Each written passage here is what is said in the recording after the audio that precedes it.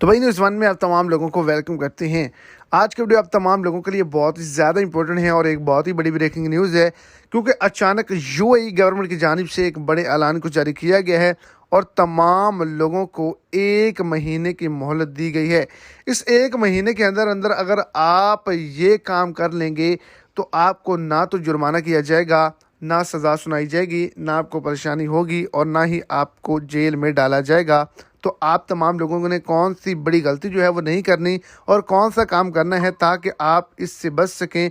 Video की तफसीलात को जानने के लिए वीडियो को एंड तक देखें और अगर इस चैनल पर फर्स्ट टाइम है तो लाजमी से चैनल को सब्सक्राइब करें, वीडियो को लाइक करें और अपने दोस्तों तक इसको ज़्यादा से ज़्यादा शेयर करें।